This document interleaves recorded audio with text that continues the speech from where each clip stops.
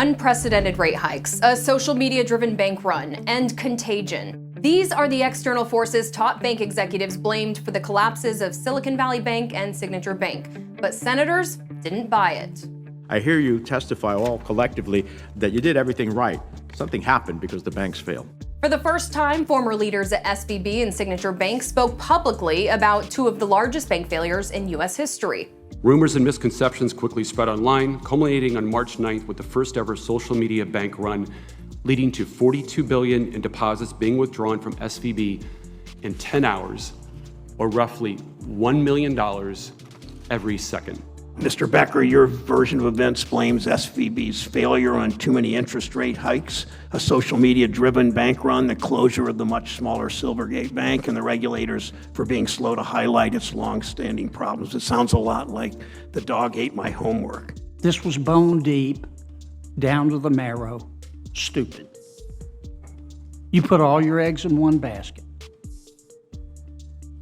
You put all your eggs in one basket. And unless you were living on the International Space Station, you could see that interest rates were rising and you weren't hedged. Senators from both parties cited greed, a failure to hedge interest rate risks, and in the case of SVB, 31 red flags cited by regulators they say the bank ignored. 3 times the average number. That's 31 notices that you received, flashing red lights that something was desperately wrong. But let me say this, SVB was an anomaly. And your lack of judgment, Mr. Becker, shows that you should not have been running the bank.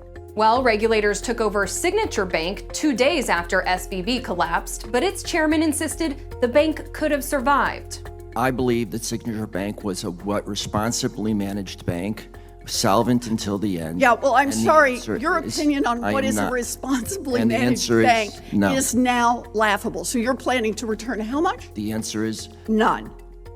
That's it? I'm not planning to do so, no. Senator Warren continued her clawback crusade with Greg Becker from SVB.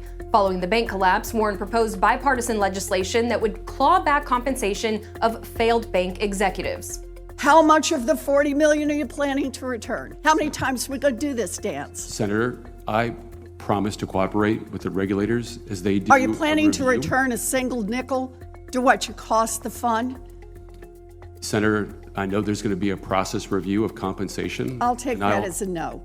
Bank executives aren't the only ones in the hot seat this week. Regulators from the Fed and FDIC are back Thursday to answer where they may have dropped the ball on banks' red flags. I'm Simone Del Rosario, and in New York, it's just business. Thanks for watching. In this time of media mistrust, Straight Arrow News is on a mission to bring you unbiased, fact-based reporting.